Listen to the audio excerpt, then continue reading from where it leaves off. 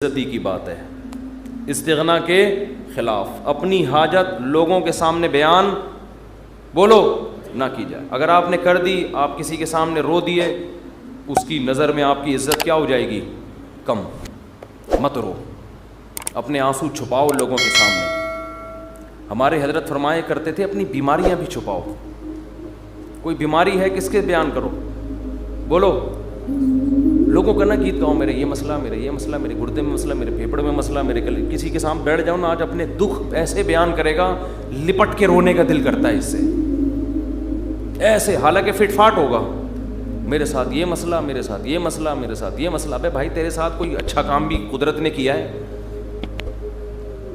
حضرت حکیم الامہ مولانا اشرف علی تھانوی رحمہ اللہ تعالیٰ کو حضرت ڈاکٹر عبدالحی صاحب رحمہ اللہ نے خط لکھا، مسئلے لکھے نا، حضرت یہ مسئلہ، یہ ٹینشن، یہ پریشانی، یہ پریشانی، یہ پریشانی، یہ پریشانی، آپ دعا فرمائیں۔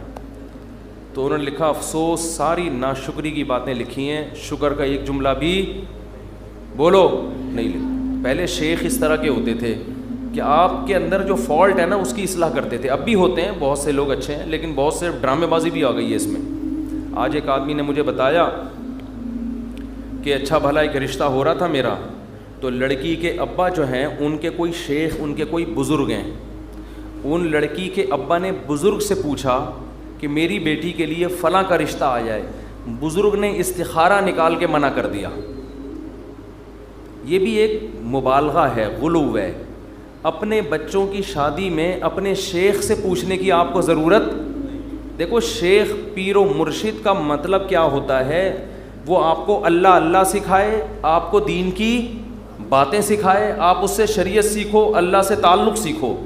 شادی بھی اپنی مرضی سے کرو، آپ ہر چیز میں شیخ سے پوچھا جا رہا ہے، تو بھائی وہ آپ کے گھر کے حالات آپ سے زیادہ نہیں جانتا۔ باپ جتنا اچھا بیٹی کے لیے فیصلہ کر سکتا ہے، ماں جتنا اچھا فیصلہ کر سکتی ہے، پیر و مرشد نہیں کر سکتا۔ پتہ نہیں کیا بنا لیا لوگوں نے پیر و مرشد کو، اپنی شادی بھی پیر صاحب جہاں کہیں گے وہاں ہوں گی، بچے کی شادی بھی پیر صاحب۔ وہ بھائی پیر ہے، یہ تمہارا باپ ہے، یہ خدا ہے؟ یہ پیر صاحب اللہ اللہ سیکھنے کے لیے، ان کو بولیں بس اللہ اللہ سکھائیں، ٹھیک ہے نا؟ اس کے علاوہ مجھ سے لوگ آ کے، بہت سے عقیدت مند لوگ ہیں، مجھ سے آ کے پوچھ رہے ہوتے ہیں میری بچی کا یہ مسئلہ وہاں کر دوں۔ میں کہتا نہ میں آپ کی بچی کو جانتا ہوں، نہ میں اس کمبخت کو جانتا ہوں، معذرت کے ساتھ، جس سے آپ کی بچی کی شادی، میں کہاں مشورہ دوں گا؟ خود فیصلہ کرو بھائی۔ تو اتنا زیادہ اپنے گھروں میں یہ جو پیر و مرشد ٹائپ کی چیزیں ہیں، جو اور ایک نمبر پیر ہوگا نا وہ یہی مشورہ دے گا، کہے گا بھائی اللہ اللہ سیکھو، مجھے کیا پتا کہ آپ نے کہاں شادی کرنی ہے کہاں نہیں کرنی ہے، تو آپ کا گھریلو معاملہ ہے۔ طلاقیں دے رہے ہیں پیر سے پوچھ کے، طلاقیں کس سے پوچھ کے دے رہے ہیں؟ پیر و مرشد سے پوچھ کے۔ تو کہاں سے کہاں بات چلی جاتی ہے۔ تو میں یہ عرض کر رہا تھا، دیکھو مخلوق کے سامنے رونا، رو لیتا ہے انسان، کبھی پریشان ہوتا ہے تو رو لیتا ہے، ہر ایک میں توکل برداشت ایک جیسی نہیں ہوتی، لیکن اللہ کو مخلوق کے سامنے رونا پسند بولو نہیں ہے۔ میری عادت ہے، میں اپنے بھی کچھ معمولات کبھی کبھار بتا دیتا ہوں۔ کبھی اللہ نہ کرے کوئی بیماری آئے، اللہ نہ کرے، تو میں کبھی دعا کی درخواست بھی مسجد میں اعلان نہیں کرواتا۔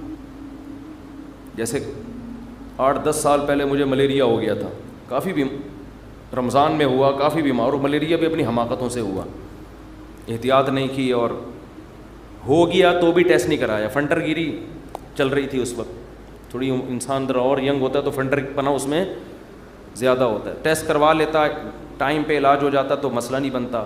بخار ہوا، اتر رہا ہے، چڑھ رہا ہے بخار، فنٹر گیری میں ہی ہم زندگی گزار رہے ہیں، وہ بہت ہی خطرناک ہو گیا۔ یہاں مؤذن، میں مارکیٹ سے شارٹ ہو گیا، 10-12 سال پرانی بات ہے۔ مارکیٹ سے جب بھی کوئی چیز شارٹ ہوتی ہے جو ہر وقت اویلیبل ہو تو لوگوں کو ٹینشن ہوتی ہے۔ مؤذن صاحب نے یہاں اعلان کر دیا، امام صاحب کی طبیعت بہت خراب ہے، تمام حضرات سے دعاؤں کی درخواست۔ میں نے مؤذن صاحب کی کھچائی کی، میں نے کہا میں نے آپ کو کہا ہے کہ آپ پبلک کو بتائیں کہ امام صاحب کی طبیعت خراب ہے، کیا ضرورت ہے شور مچانے کی؟ طبیعت کا ٹھیک ہونا، طبیعت کا خراب ہونا، یہ سب چیزیں نیچرل ہیں، نارمل ہیں، کبھی ٹھیک ہوگا، کبھی خراب ہوگا، کبھی مرے گا، کبھی جیے گا، ہر چیز کی مسجد سے اناؤنسمنٹ۔ پھر لوگوں کے فون آنا شروع, سنا ہے آپ بیمار ہو گئے, وہ ایک درد سر بن جاتے ہیں انسان کے لیے. صرف ان لوگوں کو انسان بتا دے, اپنے چند بزرگوں کو جن سے اسپیشلی دعا کی درخواست کی جا سکتی ہے. بھائی طبیعت خراب ہے, آپ سے کہہ رہا ہوں کہ آپ میرے لیے دعا کریں. شور مچانے کی, لوگوں میں پبلش کرنے کی اس کو کی ضرورت نہیں ہے, یہ اللہ کو پسند نہیں ہے یہ عادتیں. آج اب دیکھو آبادی بڑھ رہی ہے نا, میں ہر نماز میں کوئی پرچی آ رہی ہوتے میرے فلاں کا بیمار ہے ان کے لیے دعا کرا دیں, میرے چچا کی طبیعت خراب ہے ان کے لیے دعا کرا دیں, میرے فلاں کا انتقال ہو گیا ان کے لیے دعا کرا دیں. اس کا کیا ہوتا ہے, میرے دماغ میں ان کا نام رکھنا مشکل ہو جاتا ہے. نام رکھنا کیا ہو گیا, الحمدللہ اللہ کا گلے کا توق, ایک توق ختم ہو گیا. تو ایک دن ایسا ہوا, فجر کے بعد پرچی, ظہر کے بعد پرچی, اب میں پوری نماز میں بندے کا نام دماغ میں رکھا ہوا ہے کہ وسیم سجاد جو حلیم کی دیگ والے ہیں ان کی طبیعت سیٹنگ چل رہی, نماز کے بعد دعا کرانی, کیونکہ نہیں کراؤ پھر لوگ ناراض ہوتے ہیں, آپ کو بولا تھا ان کے لیے دعا کراؤ. یا تو پرچی وہاں لے جا کے رکھ دیں نا, زبانی میں اور ٹینشن. تو ایک دن ایسا ہی ہو گیا, مجھے پاس ایک ظہر میں ایک صاحب آئے کہ جی وہ فلاں کی طبیعت خراب ہے. میں نے کہا یار میں ہول سیل کے حساب سے دعا مانگ لوں گا, اے اللہ جس کی بھی طبیعت خراب ہے ٹھیک کر دے یا عافیت سے اٹھا لے. یہ تو نہیں میں نے کہا, خیر ٹھیک کر دے اس کو, اور جو دنیا سے جا چکے ہیں اللہ ان سب کی, یہ تو چلتا رہے گا بھائی, کوئی مرے گا کوئی جیے گا. امام کو کیا مرغا بنایا ہوا ہے, کیا بنایا ہوا ہے آپ لوگوں نے امام کو, پورے محلے کی رپورٹیں اس کو, ہر گھر میں وہ فلاں بیمار فلاں. میں نے کہا, انہوں نے کہا نہیں, اجتماعی دعا میں یہ ہوتا ہے اللہ ہو سکتا ہے کسی کی سن لے, اللہ ہو سکتا ہے کسی کی سن لے. شاید وہ ادھر کونے میں ایک بندہ بیٹھا ہوا اس کی ٹھا کر کے اوپر. میں نے کہا دیکھو دعا اس کی زیادہ قبول ہوتی ہے جو درد دل سے مانگتا ہے, اور درد دل سے آپ کے ریلیٹیو مانگیں گے. کسی کو کیا پتا کہ سجاد حلیم والا کون ہے, وسیم کباڑ والا کون ہے, سلیم گولے گنڈے والا کون ہے, اور شریف پنچر والا کون ہے, کسی کو کیا پتا یار. جب اس طرح دعائیں مانگیں گے لوگ کہیں گے اللہ ہے وہ ٹھیک کر دے, تیری مرضی, نہیں بھی کر تو کوئی اتنی بڑی ٹینشن والی بات نہیں ہے. آپ اپنے خاص محبت والے چاہنے والوں کو بتایا کرو. کوئی بزرگ ہیں جن سے تعلق ہے, یا امام سے خود کہہ دو کہ مفتی صاحب میرے فلاں کی طبیعت خراب ہے آپ دعا کر دیں, کیونکہ آپ کو عقیدت ہے امام صاحب سے شاید ان کی دعا, تو انسان کھڑے کھڑے وہی دعا کر دے. یہ سنت ہے. صحابہ نبی کے پاس آ کے یہ نہیں کہتے تھے کہ مسجد نبوی میں فلاں کے لیے دعا کروا دیں. صحابہ یہ کہتے تھے یا رسول اللہ آپ میرے لیے یہ دعا کر دیں. نبی اسی وقت کھڑے کھڑے ان کے لیے دعا کرتے تھے, اور بہت دفعہ سامنے قبول بھی ہو جاتی تھی. نبی صلی اللہ علیہ وسلم نے ایک دفعہ ارشاد فرمایا کہ میری امت کے 70,000 لوگ بغیر حساب کتاب کے جنت میں داخل ہوں گے جو اللہ پہ بہت زیادہ توکل کرتے تھے. تو ایک صحابی کھڑے ہوئے حضرت عکاشہ مجمع میں, انہوں نے کہا یا رسول اللہ میرے لیے دعا کر دیں, میں بھی انہی میں سے ہوں. یہ نہیں کہا یا رسول اللہ میرے لیے 27ویں رات کو سب کے سامنے دعا کروا دیے گا آپ, بس یا رسول اللہ آپ میرے لیے بھی دعا کر دیں. آپ نے فرمایا اے اللہ اللہم اجعل عکاشۃ منہم, اے اللہ عکاشہ کو بھی ان لوگوں میں شامل کر دے.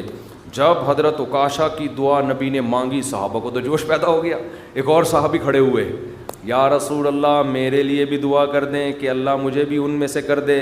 آپ نے فرمایا سبقہ کا بہا عکاشہ, عکاشہ سبقت لے گئے. کیا مطلب, حدیث کا مفہوم کیا ہے کہ اللہ نے یہ فضیلت اس کے لیے رکھی تھی جو اس فضیلت پہ بہت زیادہ حریص ہو, اور یہ حرص عکاشہ میں ہے کیونکہ انہوں نے کسی اور کے کھڑے ہونے کا انتظار نہیں. یہ بذریعہ وہی نبی کو پتہ چلا نا کہ یہ اللہ اسی کے لیے قبول کرے گا جو پہلے نمبر پہ کھڑا ہو کے دعا مانگے گا, دوسروں کے لیے آپشن نہیں ہے.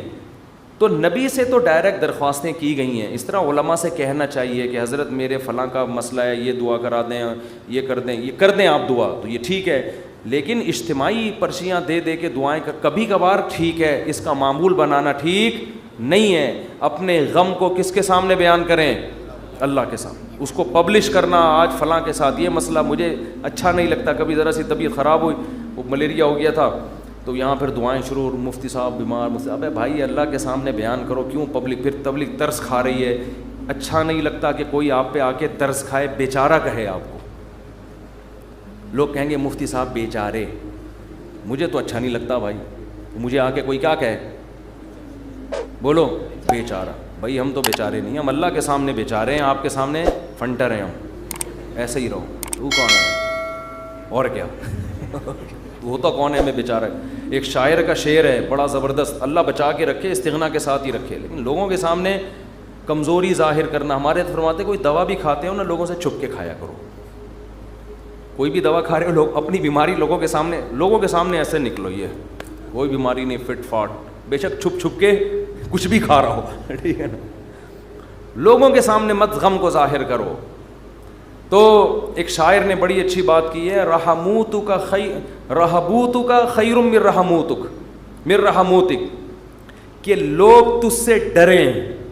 یہ بھی غلط ہے نا, ظالم سے لوگ ڈرتے ہیں نا, لوگ تجھ سے ڈریں, لوگوں کے دل میں تیرا خوف ہو, یہ غلط ہے. لیکن اس سے بہتر ہے کہ لوگ تجھ پہ ترس کھائیں. نہیں آ رہی بات. دیکھو دو غلط چیزیں ہیں, لوگ آپ سے ڈریں, یہ بھی کیا ہے, غلط. یہ تو ظالم ہونے کی علامت ہے نا, ظلم کر رہے ہو آپ, لوگوں کو ڈرا رہے ہو. لیکن اس نے کہا یہ غلط ہے, مگر اتنا نہیں جتنا یہ غلط ہے کہ لوگ آپ پہ ترس کھائیں. یہ زیادہ غلط ہے, یہ آپ کے کمزور ہونے کی, یہ آپ کے بے عزت ہونے کی دلیل ہے. ظالم کی بھی عزت ہو جاتی ہے, ڈر سے ہوتی ہے. مظلوم جس پہ ظلم ہو رہا ہوتا ہے نا, اور وہ رو رہا ہوتا ہے ظالم کے سامنے, اس کی معاشرے میں عزت نہیں ہوتی. اور عزت بڑی چیز ہے.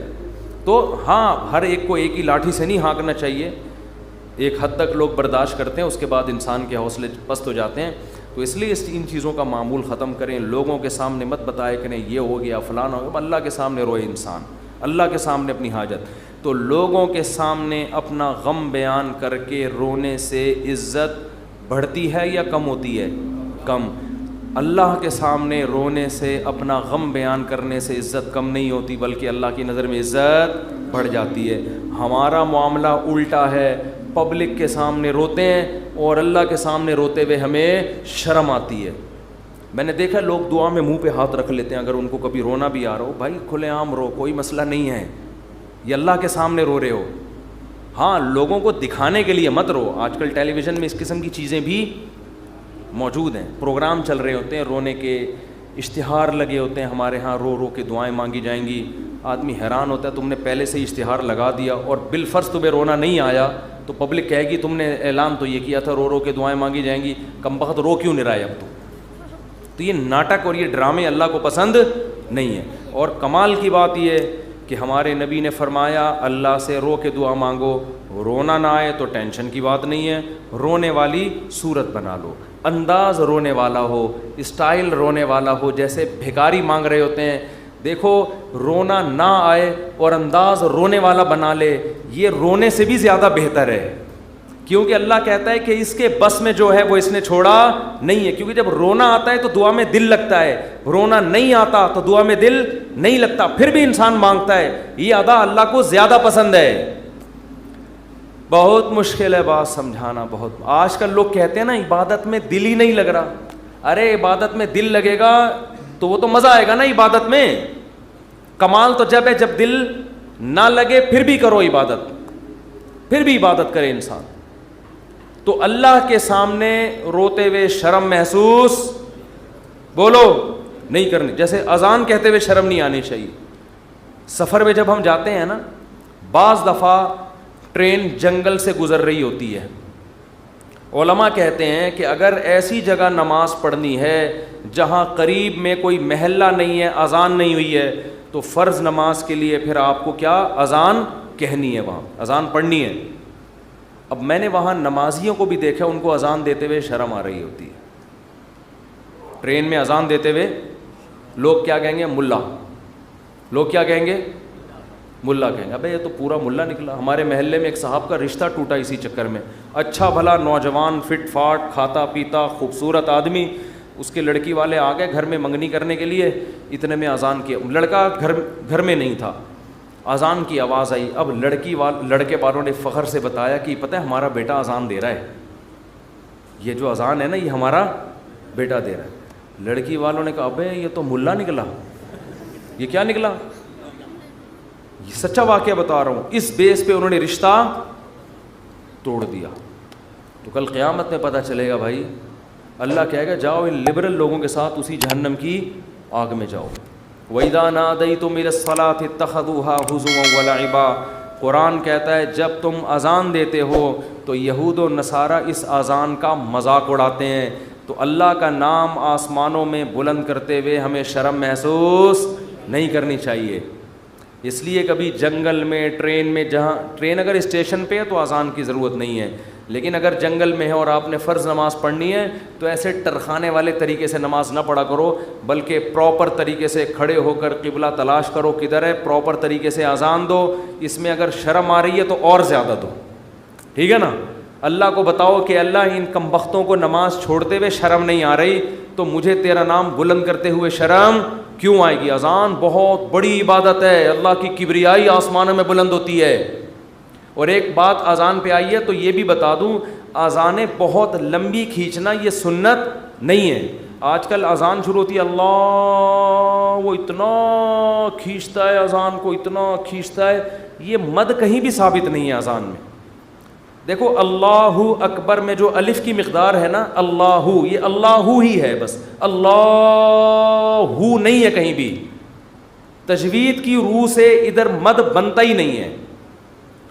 ہاں جب آپ کہتے ہیں حی علی الصلاح تو یہاں مد ہے, صلاح کو کھینچ سکتے ہیں, حی کو نہیں کھینچ سکتے. حی علی الصلاح, لوگ کیا کریں حی علی الصلاح, عجیب عجیب اذانیں ہو رہی ہیں. ایک دفعہ ہم کہیں گئے نماز پڑھنے کے لیے, تو اذان جب شروع ہوئی نا تو وہ کہنے لگے ایسے اسٹائل میں اذان کے, میں ابھی بتاؤں گا تو پھر وہ میم بن جائے گی اس پہ, تو بس وہ خود ہی سوچ لیں. ہم لڑکے بیٹھے تھے, ہم کو ہنسی آنے لگی. ہم نے کہا یہ کیا کر رہا ہے, پتہ نہیں اذان دے رہا ہے کیا کر رہا ہے. ایک امام نماز پڑھا رہے تھے, السلام, پوری نماز صحیح پڑھائی. جب وہ سلام پھرنے لگے تو السلام علیکم ورحمۃ اللہ. ہم نے کہا یار اچھا بھلا السلام علیکم ورحمۃ اللہ پڑھ رہے تھے, السلام علیکم ورحمۃ اللہ کر کے ادھر گھما. عجیب, نہ قرآن سیکھتے ہیں نہ اذان سیکھتے ہیں. جس کو کھڑا کر دو لے جا کے بس وہ شروع کر دیتا ہے. ایک امام کے پیچھے ہم نے نماز پڑھی دیہات میں, وہ پوری سورہ فاتحہ غلط پڑھ رہے تھے لیکن ان کو توئیں پڑھنا آتا تھا. بس انہوں نے نورانی قاعدے میں توئیں کا لفظ اچھی طرح سیکھ لیا تھا. طا ہوتا ہے, یہ تا نہیں ہوتا. باقی کچھ سیکھا نہیں انہوں نے.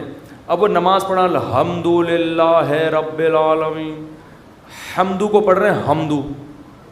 ہم نے برداشت کر لیا.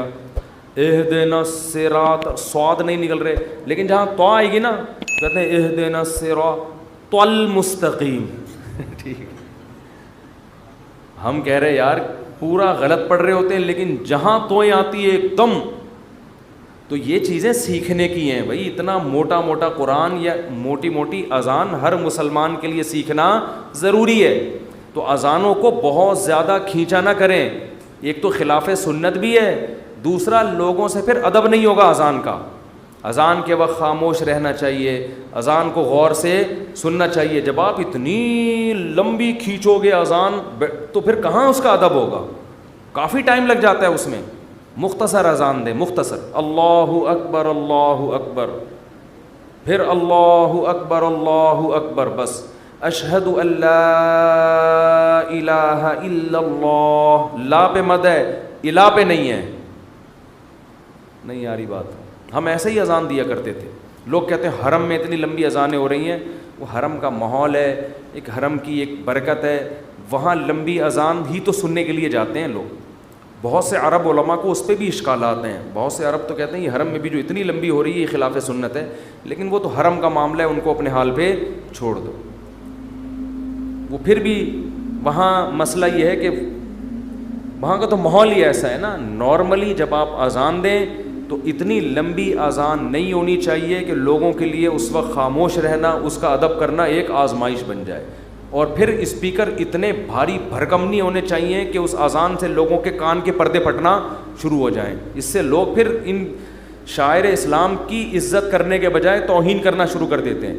خاص طور پہ غیر مسلم ممالک میں جہاں آپ کو کوئی اذان کی پرمیشن دے دے تو اعتدال سے اذان دیں, ان کے آرام کا خیال رکھیں. تو جلدی سے میں یہ بات کو ختم کروں. دیکھو دعائیں مانگنے میں شرم اور عار محسوس نہ کرو. اللہ کے سامنے گڑ گڑانے میں شرم اور عار محسوس نہ کرو, اس کا معمول بنا لو.